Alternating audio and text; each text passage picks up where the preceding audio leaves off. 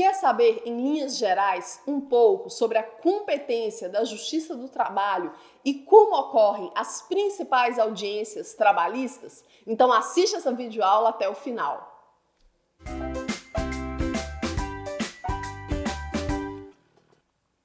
Olá, seja bem-vindo, seja bem-vinda ao meu canal. E se você é meu aluno, minha aluna, chegou até aqui porque eu gravei essa videoaula especialmente para você, deixa um like aqui embaixo, faça sua inscrição e não esquece de comentar ao final me dizendo o que você achou.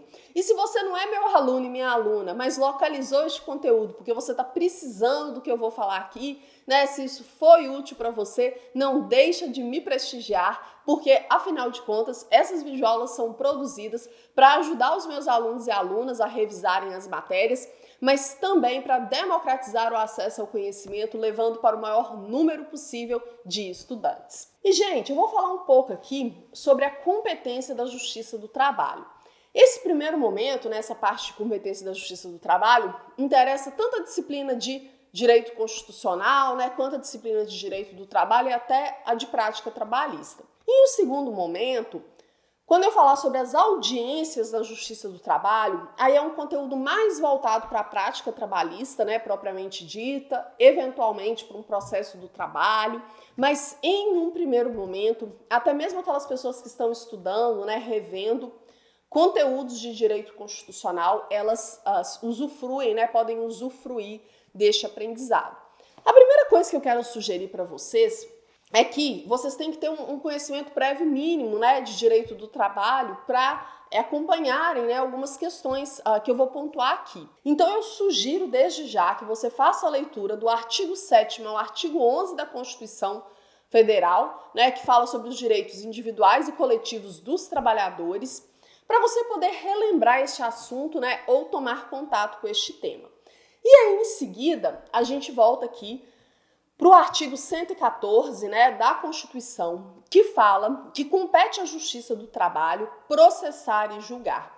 E aí nós vamos fazer, né, alguns breves comentários do inciso 1º até o inciso 9º e rapidamente sobre os parágrafos. Então, a Justiça do Trabalho vai processar e julgar as ações oriundas das relações de trabalho, abrangidos os entes de direito público externo e da administração pública direta e indireta da União, dos Estados, do Distrito Federal e dos municípios. E aí, né, tem muita gente que dá nó na cabeça nessa hora e fala: como assim, professora, eu vou processar um ente público perante a Justiça do Trabalho, né? Eu achei que a Justiça do Trabalho ela era competente só para julgar, né, as relações de trabalho entre particulares, mas a resposta é não. Ela pode sim, a Justiça do Trabalho pode sim julgar, né, ações oriundas da relação de trabalho entre particulares e entes públicos, desde que esse ente público utilize o sistema de contratação da CLT para contratar os seus empregados públicos. Então, por exemplo, as empresas públicas, né, a exemplo da Caixa Econômica Federal, dos Correios, ou as sociedades de economia mista, né, Banco do Brasil, Petrobras, elas organizam concursos públicos, mas quem trabalha, né, nesses entes, né, nas chamadas estatais, são contratados pelo regime da CLT, né, elas são pessoas jurídicas constituídas, né, sob regime jurídico de direito privado. Então, quem trabalha para as empresas públicas e sociedades de economia mista, eles são seletistas. Se houver alguma demanda referente às suas relações de trabalho, né, eles vão demandar esse ente perante a Justiça do Trabalho. Diferentemente daqueles entes da administração pública que organizam concursos públicos, só que contratam, né, os seus servidores por meio de um estatuto, né, os estatutários, que é mais comum na administração direta e nas autarquias e fundações, ok? É mais comum nessas aí. Então, por exemplo, em âmbito federal, né, os estatutários são regidos pela 8.112 de 90, e aí as demandas deles, né, vão para a Justiça Federal e por aí vai. Lembrando que alguns municípios também contratam, né, os seus empregados públicos, organizam concursos, só que contratam empregados públicos com base na CLT. Então, não importa se você trabalha para um ente público ou para um ente privado, né? Em linhas gerais, se a sua relação de trabalho é regida pela CLT, a Justiça do Trabalho vai ser competente para julgar aí as suas demandas. Além disso, né, dando seguimento aí ao 114 da Constituição, a Justiça do Trabalho vai processar e julgar ações que envolvam o exercício do direito de greve, né, aí no inciso 2º. O inciso 3º fala sobre ações, sobre representação sindical, né, ações entre sindicatos e trabalhadores, entre sindicatos e patrões, né, empregadores. Os remédios constitucionais, mandado de segurança, habeas corpus, habeas data, desde que o ato envolvido, né, diga respeito à matéria trabalhista, quando o ato questionado, né, o abuso de poder que está sendo questionado no mandado de segurança, no habeas corpus ou no habeas data, diga respeito aí à matéria trabalhista, a competência vai ser também da Justiça do Trabalho. Conflitos de competência entre órgãos com jurisdição trabalhista, né, ações de indenização por dano moral ou patrimonial decorrentes das relações de trabalho, ações relativas a penalidades administrativas impostas aos empregadores pelos órgãos de fiscalização das relações do trabalho. Então, o auditor fiscal do trabalho, por exemplo, impôs uma penalidade a uma empresa, né, de natureza trabalhista com a qual ela não concorda. Então, ações referentes a essas penalidades, né, serão demandadas aí, elas serão propostas perante a Justiça do Trabalho, né? Quando o juiz do trabalho, ele pode também promover, né, conforme o inciso 8º, a execução de ofício, né, de contribuições sociais previstas na Constituição, desde que decorrente, né, de uma sentença que esse juiz do trabalho proferir. Então, está fazendo referência aí, né, a recolhimentos para a Seguridade Social, né, recolhimentos aí que são devidos pelo empregador. E o inciso 9º fala que a Justiça do Trabalho vai julgar outras controvérsias decorrentes da relação de trabalho. Então, note que o rol do 144 da Constituição, ele é um rol exemplificativo, porque leis infraconstitucionais podem definir, né, aí competência da Justiça do Trabalho. E aí a gente tem 3 parágrafos, né, que falam basicamente que em situações que dependam de negociação coletiva, né, essas negociações coletivas que ocorrem entre representantes da categoria dos trabalhadores e representantes da categoria dos empregadores, então nessas situações de negociação coletiva, as partes não precisam necessariamente levar para a Justiça do Trabalho, elas podem eleger árbitros, né, resolver por meio da arbitragem. Lembrando que a arbitragem no Brasil está prevista na Lei 9.307 de 96 e é só para conflitos de natureza patrimonial, de natureza econômica. O parágrafo 2º já fala, né, que se as partes não quiserem aí, aderir à negociação coletiva e nem à arbitragem, né, aí elas podem ajuizar dissídio coletivo, né, de natureza econômica, versando sobre essa controvérsia aí que não foi possível resolver via negociação coletiva ou via arbitragem, né? Aí a Justiça do Trabalho define o conflito. E o parágrafo 3º fala que em caso de greve, né, em atividade essencial, que possa resultar em lesão ao interesse público, né, o Ministério Público do Trabalho, ele pode ajuizar aí esse dissídio coletivo para a Justiça do Trabalho dirimir o conflito. Gente, falamos rápido, mas essa videoaula aqui é revisional, depois leia o artigo 144 da Constituição Federal, ok? Agora a gente vai falar na parte que interessa, assim, de forma mais específica, né, a prática trabalhista. A gente vai falar um pouco sobre as audiências na Justiça do Trabalho. Então, tudo começa, né, com a distribuição da petição inicial trabalhista, que é uma reclamação trabalhista. A reclamação trabalhista, né, a distribuição dessa petição inicial, ela é feita geralmente pelo advogado, mas tem algumas situações em que ela pode ser feita pela própria parte, né, por meio da atermação. Hoje, a atermação ela está sendo online, né? Então, por exemplo, o TRT da Terceira Região, que é Minas, né, onde nós estamos, ele até disponibiliza um link, né, para o interessado em propor a reclamação trabalhista, né, para ele poder reunir os documentos, né, enviar, fazendo essa atermação virtual. Eu, particularmente, acho altamente recomendável que o trabalhador ou a trabalhadora procure, né, caso queira ingressar com uma reclamação, que procure um advogado trabalhista, porque em que pese, né, seja possível, em alguns casos, que ele ingresse com essa reclamação sozinha, né, eu entendo que o advogado ele é essencial aí, né, para fazer valer os direitos da parte que ele representa. Em todo caso, o que eu quis dizer com isso? Distribuição da petição inicial pode ser feita pelo advogado ou pela própria parte por meio da termação, ok? E aí, o autor de referência, né, que eu utilizei para essa parte da prática das audiências na Justiça do Trabalho é o professor Gleybe Prete.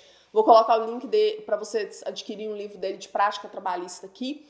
É uma obra voltada só para a prática, né, com peças, com dicas de atuação e tudo. Não é uma obra com a proposta de aprofundamento teórico, né, porque a gente já tem muitas outras obras nesse sentido. Então, é uma obra voltada para a prática mesmo, né, com o que você precisa saber para a prática.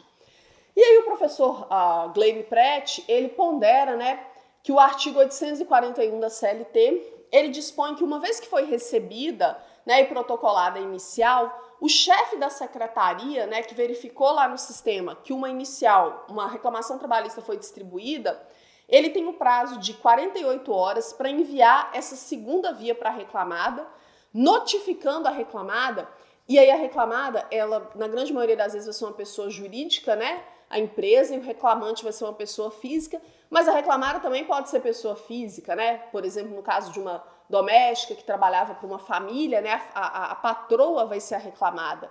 Então, reclamante é o trabalhador e reclamado, né, é o patrão, a empresa, né, para quem ele trabalhou. E aí, o chefe da secretaria tem 48 horas para enviar uma segunda via dessa reclamação trabalhista, né, para a reclamada, né, a demandada aqui, a ré aqui do nosso processo trabalhista, e vai notificá-la para comparecer em uma audiência que será marcada na primeira data desimpedida, né, depois de 5 dias. E aí, o parágrafo 2º do 841 da CLT fala que o reclamante vai ser notificado, né, da data da audiência no momento em que ele distribui a ação. Então, no momento em que o reclamante distribui a ação por meio de seu advogado ou por meio da termação, ele é informado da data de audiência. Em linhas gerais, o que você precisa entender do artigo 841 da CLT, pessoal? Olha só, a reclamação trabalhista foi recebida pelo sistema, ok? Hoje é tudo eletrônico, né? O processo eletrônico. Aí, um servidor, ele verifica essa distribuição e aí ele vai encaminhar a contrafé, que é uma cópia dessa reclamação, né? Uma cópia dessa inicial para a reclamada, pela via eletrônica. Só que, como é que funciona isso? A reclamada recebe uma notificação, uma carta, né? Uma notificação via carta com aviso de recebimento, e aí ela recebe uma espécie de código, né? Para ela ter acesso à inicial, à reclamação, com a devida convocação, né? Para audiência agendada, ok? Então, a inicial é distribuída por meio do sistema do processo eletrônico, né? Por meio de advogado ou por meio da termação. A reclamada recebe uma carta, né, com aviso de recebimento, com uma notificação, com um código para ela acessar a contrafé, né, que é a cópia dessa inicial, e aí é agendado, né, uma audiência em que essa reclamante, reclamado, né, as duas partes da relação trabalhista vão comparecer.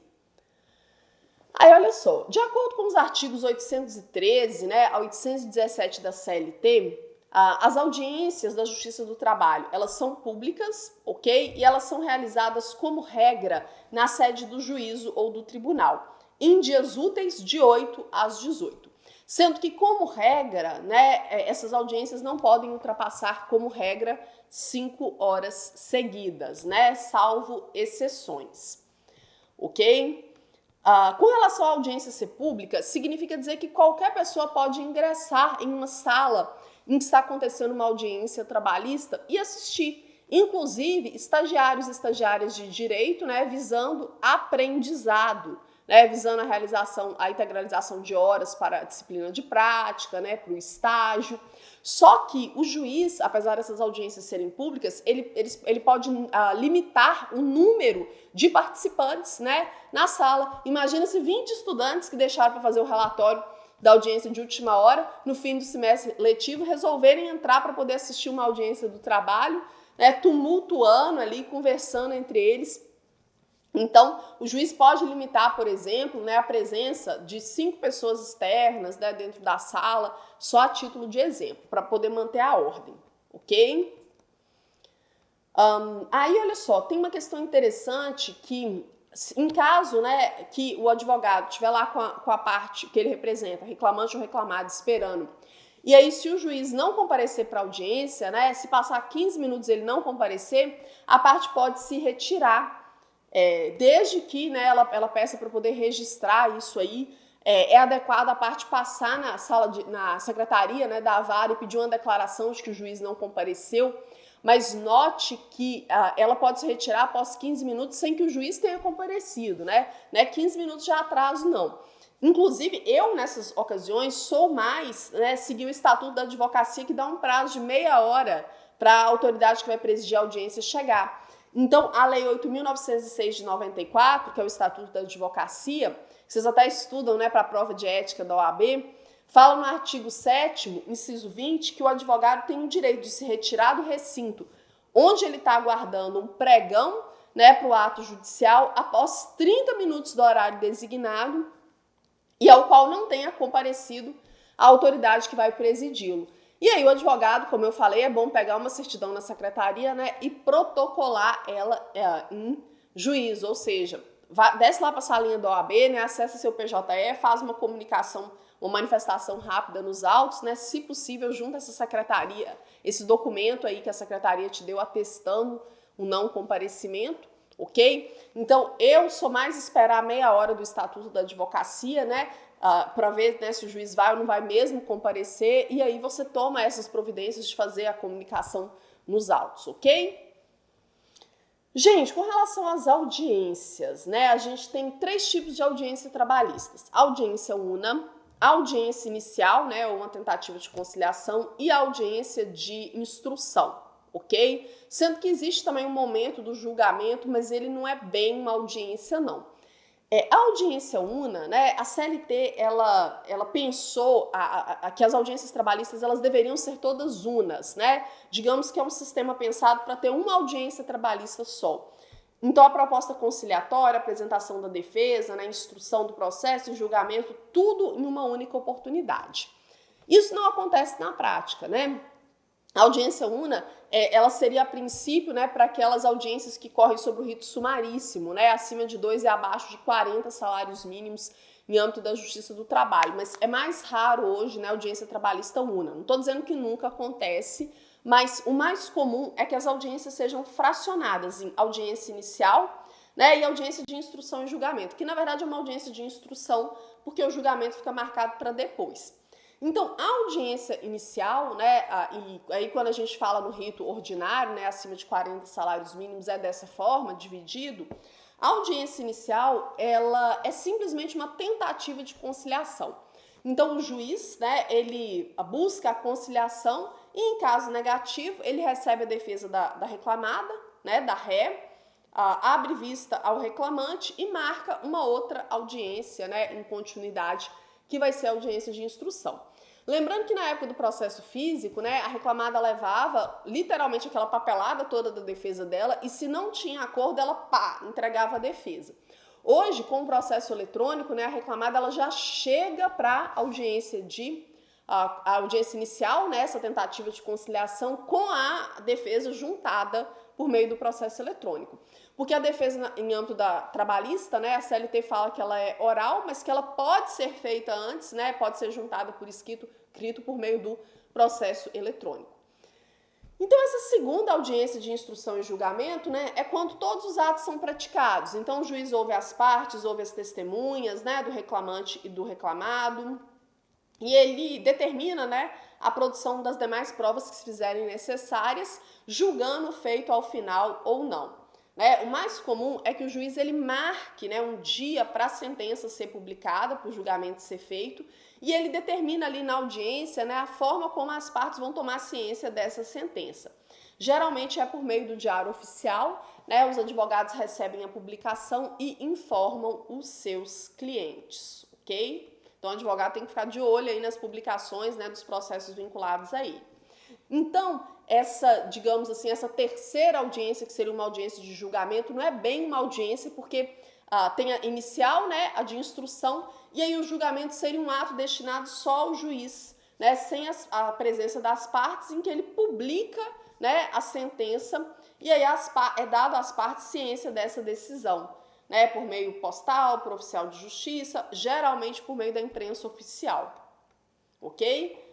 E aí a gente tem a súmula 197, né, que declara que as partes dar-se-ão por notificadas, né, no dia e na hora que foi marcado para a publicação da decisão. Então o juiz ele indica, né, esse dia e hora na audiência de instrução. Ele indica o dia e a hora que a sentença vai estar disponível no processo para eles, ok?